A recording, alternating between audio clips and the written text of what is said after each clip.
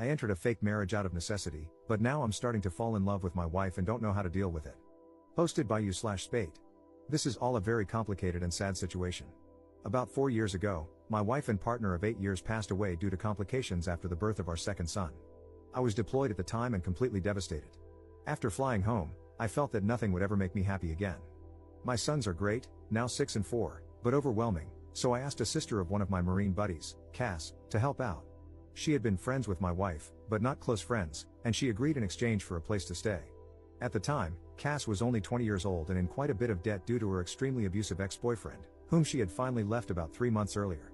During the first few weeks of her helping out with the boys, she asked to borrow money to see a doctor due to shaking hands. She had no insurance. I happily obliged. She was an angel, doing all the cooking and cleaning and keeping my young family together. It turned out that she had developed some sort of neurological disorder, probably brought on by repeated abuse.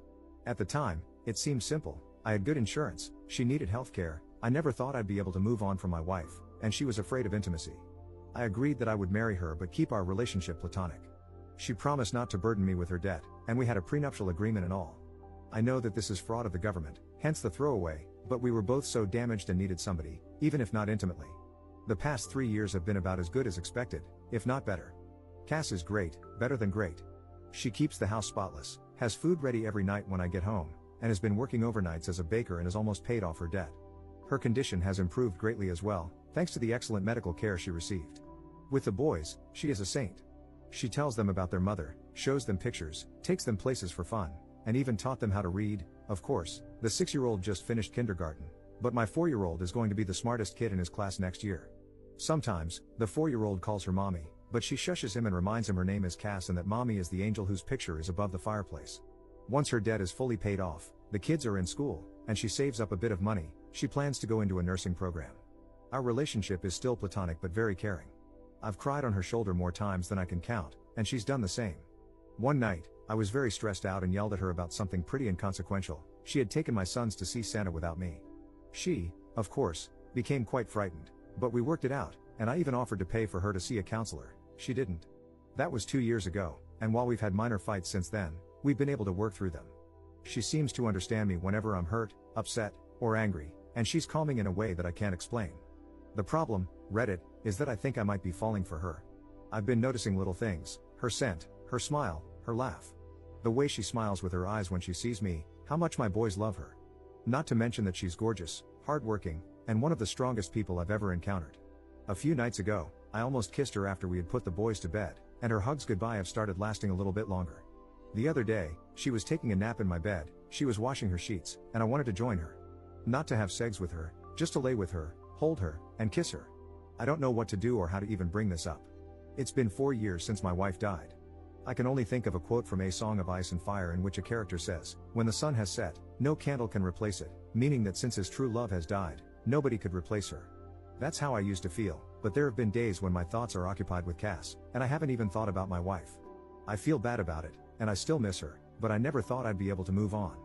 I feel guilty and disloyal. At the same time, I want her, not just sexually or physically, but romantically.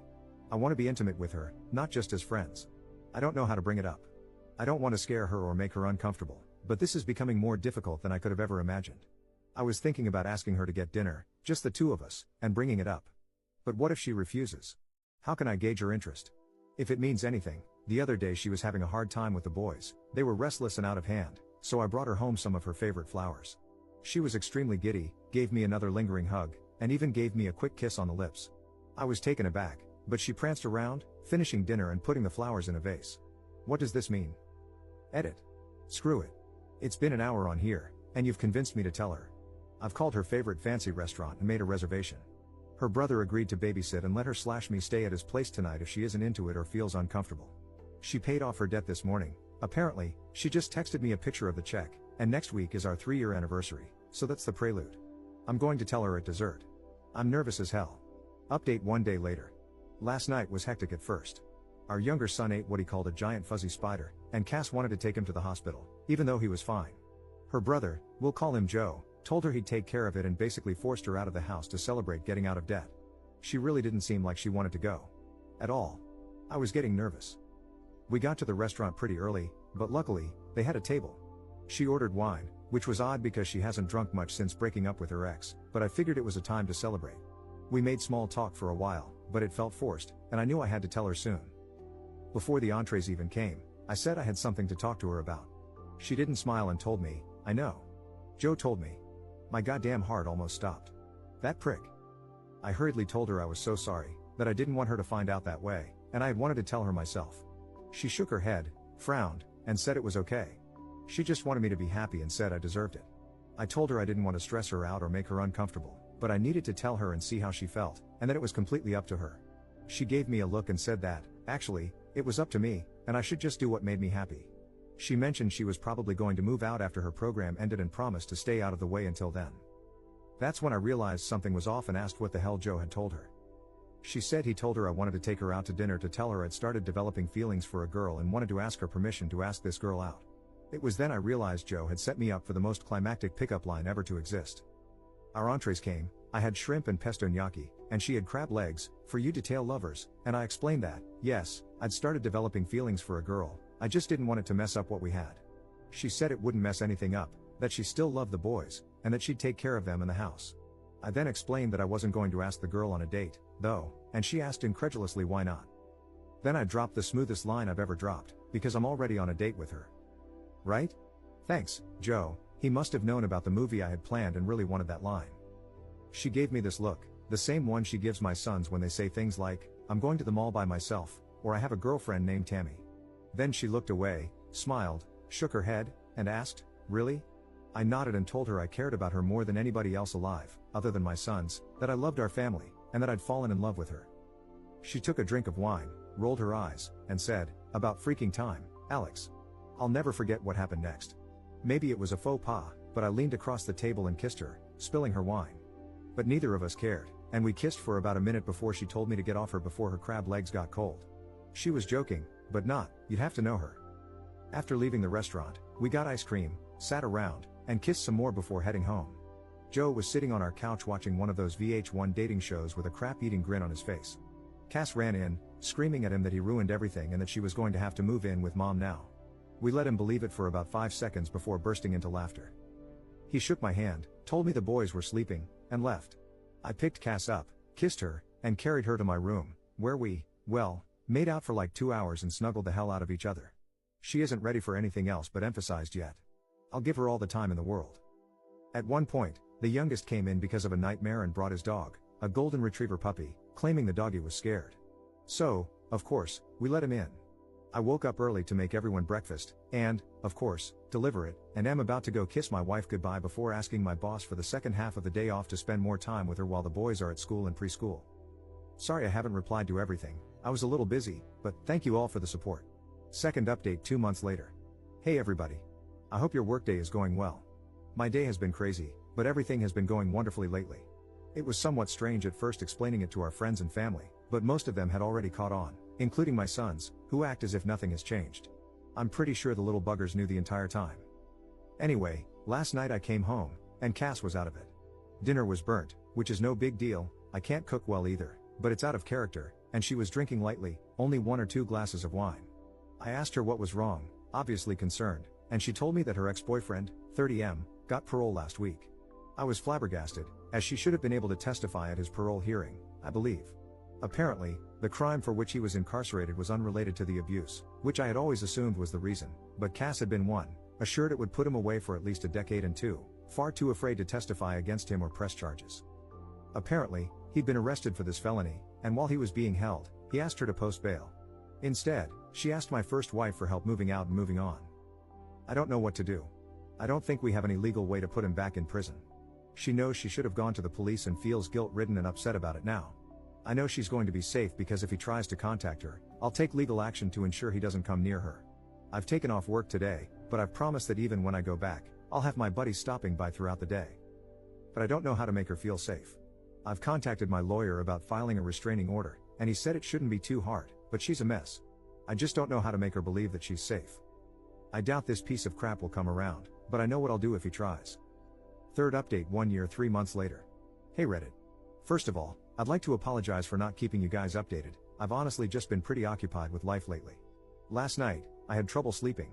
I was browsing the internet when an article about Reddit popped up, And I thought, I wonder how those nice people are doing. Then I signed in and realized that a lot of you really care about how my life is going with Cass. The answer is, pretty well now. Things got tough for a while when her ex was released from prison last year, though. She was so afraid that he'd contact her. Until he did. I remember that night like it was 5 minutes ago. Somebody rang our doorbell, and the oldest son answered. He asked for Cass. She told the boys to go upstairs, gave me a look, and I knew. But she didn't look scared. The crapstain apologized, begged for forgiveness, and asked for a second chance. She was so brave. I wanted to kill him, but she told him no and asked him to leave. He did, and he tried to contact her a few more times before we got an order of protection against him. Last I heard, he moved upstate to live with his dad or something. Around this time, her brother Joe also got into a really bad car accident and ended up having to move in with us for a while. He's a great guy and one of my best friends, so we didn't mind, but it was a stressful time. About 7 months ago, we finally, consummated our marriage, I guess you could say. The boys are doing great and are really happy. Cass got a pretty good job, although I think she's working too much overtime, and loves it. We're expecting our first child in February and couldn't be more excited. You could say that life is pretty good. Fourth update 7 months later. It's a girl. Sorry for not updating, it was a pretty rough pregnancy, and Cass has put her foot down about wanting more. I guess 3 is enough, but everything turned out great. Little Therese was 21 inches and 9 pounds at birth, and as bald as I am. She's way easier than the boys were, she hardly ever cries and is the most photogenic baby ever. Our youngest son is completely smitten and always tries to help, it's less cute than you'd think. Joe is also doing okay. His back is still bothering him, but he's dating a girl who actually went to my high school, 2 years younger than me, though. He's pretty happy with her, and we're all very happy for him. Other than new fatherhood, not much to update. I'm home watching the baby today while Cass is out, so I should be around for a while. Fifth update 9 years 9 months later. Hey guys, it's definitely been a minute. I ended up making another account a few years ago to follow things I'm interested in. Don't get me wrong, everyone was nice enough, but I kind of just wanted to start over with an account where nobody could easily find my life story, lol.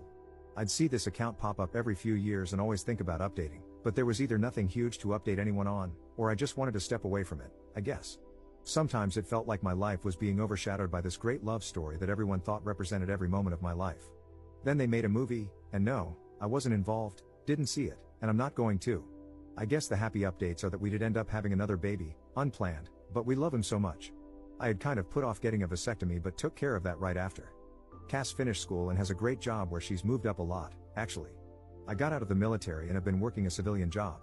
Our dog passed 3 years ago, but we got another puppy a few months ago. The older boys are doing great in high school and sports, they both made varsity their freshman year and are so kind. Our younger two are also doing great, happy and healthy. I got a new job during COVID and love it. Her condition continued to improve and is now completely managed with therapy and medication. The bad updates, I'll start with the worst one, which is that Cass's brother passed away 4 years ago. He got into some trouble about a decade ago and never really got himself back together. We were both devastated. It felt like everything went gray in our lives, and we were struggling to stay afloat emotionally, if that makes sense. I threw myself into work and one of my hobbies, and she became severely depressed, even quitting her own hobby to focus on work and the kids. After a while, we were basically just roommates raising kids together. I don't know. Hindsight is 20/20, and I think we just didn't focus on each other because we were too focused on ourselves. About 7 months ago, I asked for a separation and moved out. She was devastated and didn't agree with it at first, but eventually, she accepted it. I didn't cheat on her, but I definitely saw how other marriages in our friend group worked and realized that she barely asked me about my day, my hobbies, or anything anymore. Everything we talked about was bills, kids, or adult responsibilities, not the fun things we used to do even when we had kids. I found myself talking more to friends about my feelings and hobbies than I was to her. One of those friends was a woman, but it was just talking, nothing physical. Even looking back, I don't think it rose to the level of an emotional affair, but I also know I was more excited to talk to this woman at one point than I was to Cass. I know all marriages have mountains and valleys, but this valley felt endless. I reasoned that we'd had a great almost 15 years, and nobody could take that away from us, but we deserve to be happy. I've dated a little here and there, but nothing serious. My 2 older boys stopped talking to me when we separated and wouldn't come over. I know Cass has tried to encourage them to visit, but they're stubborn. I think they blame me. She says she hasn't told them anything, but I don't know. The younger ones were coming over every other weekend and whenever I asked them to. Around September, I realized I'd made a huge mistake. Unfortunately, around that same time, I found out she'd started seeing someone else, a woman she used to work with. I felt like I'd completely ruined my life and went to a dark place. I was drinking a lot, both alone and at bars when I didn't have my kids. There were a few incidents where we fought, really fought. Sometimes she wouldn't let me talk to the kids, saying she knew I'd been drinking, which hadn't been an issue when we were together. I got mad and said some things I now regret. I quit drinking around the holidays, about a week before Christmas. It was hard with all the parties, but I'm glad I did. Since then, I've been asking for more time with the kids and trying to reach out to my older two. Now, my younger kids come over almost half the time, and my second oldest sometimes joins them. The oldest was nice to me when I came over for the holidays, but he doesn't answer my calls or texts. The kids and I are all in individual therapy. I'm not sure where to go from here. I asked Cass if she wanted me to take the kids for Valentine's Day, but she said she didn't have plans.